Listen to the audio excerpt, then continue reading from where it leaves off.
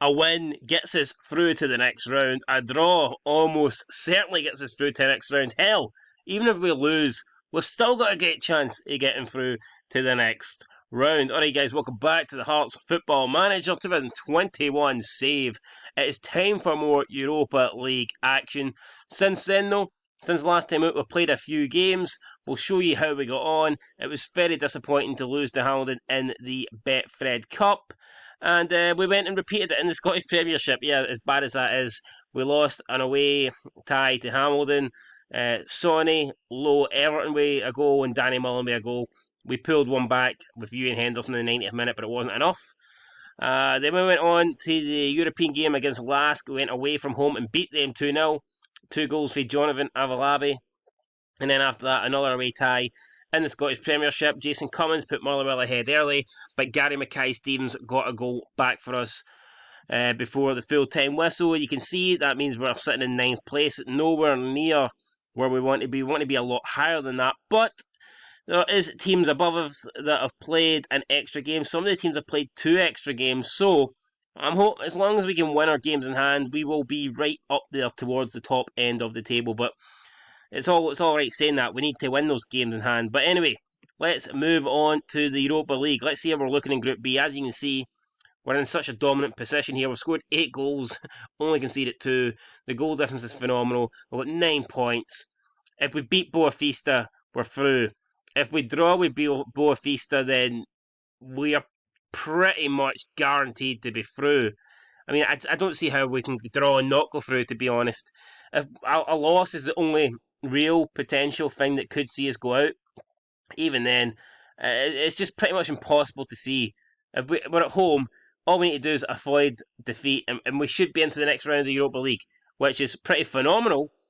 And I'm hoping that we can get it done. Now, what I haven't been doing as much, or at least as a lie, what I plan on not doing going forward is I don't plan on changing the team too much. I think that's how a lot of my games I've been losing. Actually, I've been making a lot of changes, like maybe 6-7 changes between games for the Premier League and the Europa League, just trying to keep players fit. But I'm only going to try and change a couple of players now, because I've noticed changing the team too much, it makes it unbalanced, and I think that's how we're being defeated in some of these games here. So we're going to try and not change up the squad as much and try and just leave it as it is.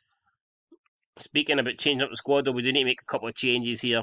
I think we'll bring in Archer for McCrory.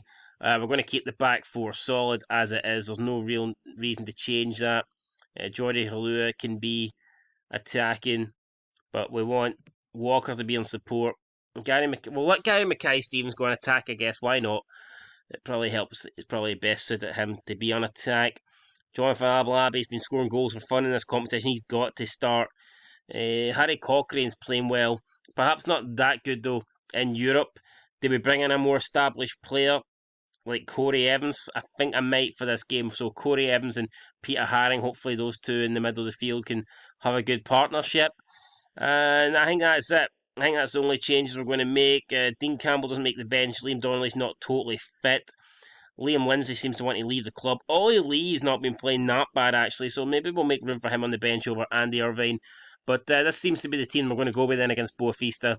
Got Archer, Smith, Suter, Halkett, Kingsley, Haring, Corey Evans, Jordi Halua, Walker, Gary Mackay-Stevens and Jonathan Avalabi. Keep in mind, a win guarantees us safe passage to the next round, to the knockout stages, but a draw pretty much does the same thing. It would take an absolute disaster for us to draw this game and still get knocked out of Europe, but you never know, stranger things have happened. But we're going to go last time out, they beat us. Boavista have only picked up 3 points, and it was against us as well, so they'll be eager to get 3 points here. They'll feel like they've got a chance. They beat us once this season. Why can't they beat us again? I'll tell you why they can't beat us again, because this is our team, and this is a solid fucking team. I think it's a team capable of beating Boavista. You can see they've lost their last 3 games. They're not in great form, and they'll be wanting to make up for it here. But here comes the players out. It's all about us just getting the result that we need here. So as things stand, it's looking great. As things stand, it's fantastic. Depending on what we do, we don't even need a result, to be fair. It depends on how the other game goes. At the moment, if both games end at 0-0, we'd be through.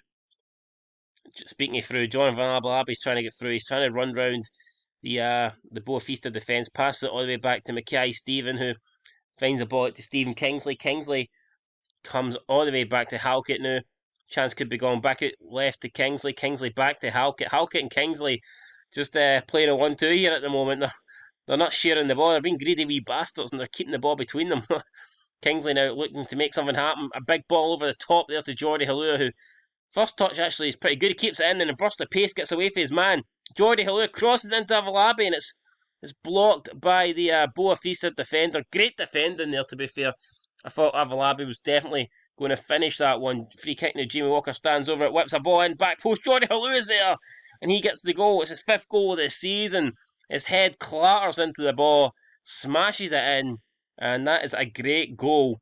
And that is a goal that almost certainly puts us through. I don't want to get carried away, but as things stand, we will go through in this group. 12 points. We cannot be caught. We can't even be caught for first. We're guaranteed to win the group as things stand. And winning the group should ultimately mean, hopefully, an easier tie in the next round. So, absolutely fantastic. Also, there was a 12-0 victory for Athletic Bilbao. Just need to point that out. In the last round, I noticed they beat someone 12-0. Madness, absolute madness of a result. But yeah, we ain't going to be winning 12-0 today. But hey, we'd settle for 1-0 for sure, wouldn't we? No doubt about it. 20 minutes in now. All's pretty quiet, but we'll settle for that. We don't want an out of control attacking game. We just want to get the result that we need, and at the moment, we've got that. So it's all about just holding on to this result. Nothing needs to change for us. Things are going good at the moment, so that's all we want. Let's just keep it the way it is. It's Jamie Walker on the edge of the box. Back to Kingsley. Kingsley looking for a maroon shot. He finds Corey Evans, and we're having to go all the way back here to Haring, but Haring's no having it. He left foots it out to Kingsley on this left-hand side. Kingsley crosses it in, and it's straight into the hands of the goalkeeper, Rue. Perhaps should have did better there.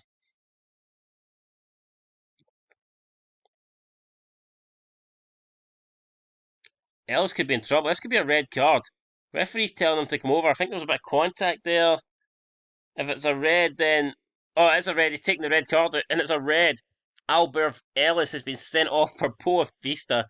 And we're just going to change the tactics up straight away. I was uncautious, but you know what? We're just going to switch to positive now. I feel like we should be taking the game to them. We've got a man advantage. There's really no point sitting back now. Lask are beating Lucerne. And as things stand, that means, yeah, we can't be caught. We will go through as the top team in the group. So far, so good. Boavista, everything's just completely fallen apart from them when they got a late win against us in the first. Oh, brilliant. Stephen Kingsley, what a free kick. First goal of the season for him. And we're on Dream Street here. Stephen Kingsley's in a wee celebration at the corner flag. The Hearts fans are going mental. Look at them celebrating. Never had it so good in their life. And they're moments away. Well, not moments away. About an hour away from advancing even further in this European Conference group. But yeah, Boavista doing themselves no favours. Getting their man sent off there. They only got one win. It was in the opening game of this group stage. As things stand, Boavista will not be able to qualify. They're 4 points behind Lask and Lucerne. Boavista, to have any chance of going through, need a result here. It doesn't look like they're going to get it. They're 2-0 down. They're a man down. It doesn't look good for Boavista, if we're being perfectly honest. Please, with your performance, lads, keep it up.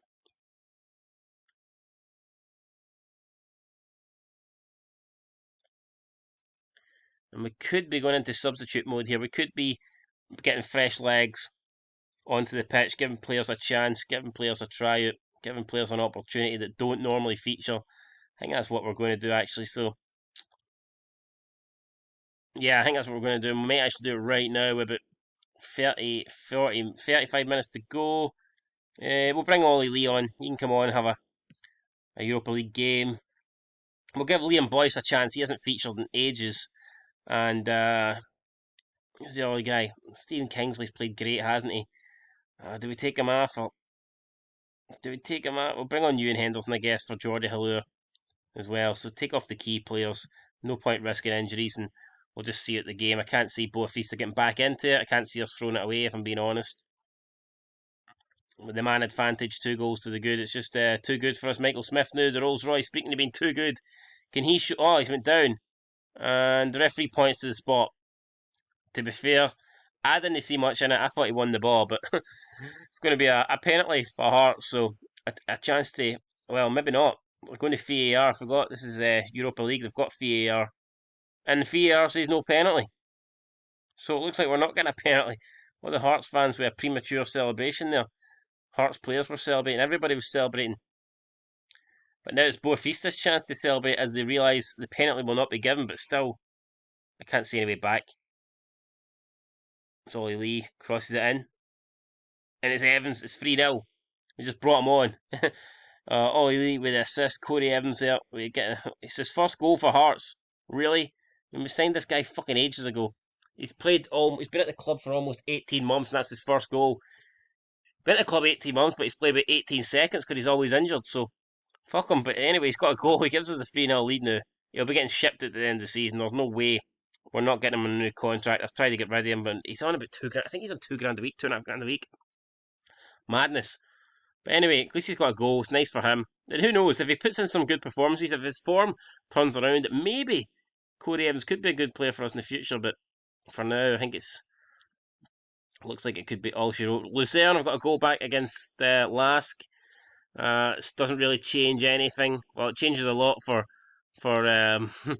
for Lucerne, I guess, for Lask, but it doesn't change anything for us. We're still going to go through in this group as things stand, so we don't really need to worry about that. Like I said, Lask back in front there.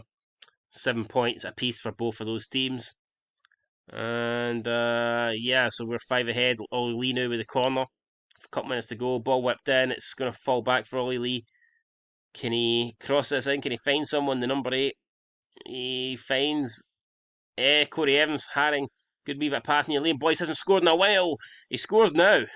Liam Boyce. It's his 4th goal of the season. Most of them came early on. He's not featured lately. He's been out of form. He's been injured. But he's got a goal here.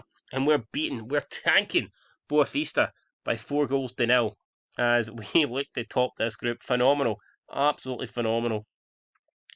A minute to go now. Just need to see it out. And it will be complete dominate. And it is. There you go, 4-0. Probably the easiest game. I don't want to say the easiest game we've ever played, but it was one of the easiest games. Undoubtedly the easiest European game we've had, and that includes the qualifiers. We haven't had an easy win like that at all in Europe. So, you know what, I don't know what happened to Boavista. Especially, they looked great in the opening game. They looked hard to beat, and they did beat us, but I don't know what's happened to them since then. Stephen Kingsley, man of the match performance. Will we praise him? Of course we will. You're superb in front of goal. And he's going to work even harder, so that is good. Press conference, we'll attend it. Let's start this bad boy. It was a top goal. Stephen Kingsley did. A bit of a collector's items goal from Corey Evans. That was a good goal. I don't really care. Stephen Kingsley was outstanding. He was outstanding. Corey Evans had a great time out there. Do you expect increased interest for his services? I certainly hope so, because we weren't rid of the guy.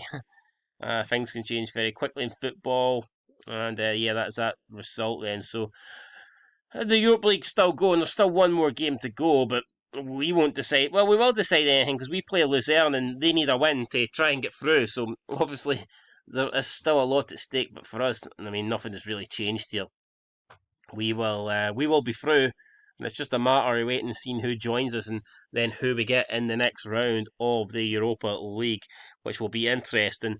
In terms of Scottish Premiership, we'll be back to that next week. I think the next game we have is against Lucerne, so we've got a week off there in the Scottish Premiership.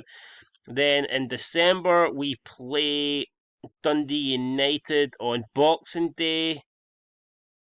And we play... That can't be right, can it? Why is there such a fucking break? Why is there such a break here? It's I'm confused. Hold on. Why is there... Like... that can't be right. Why? What have they done here? This is an insane fixture list. I don't know what is happening. Have I not been paying attention, but why is there like a massive gap here?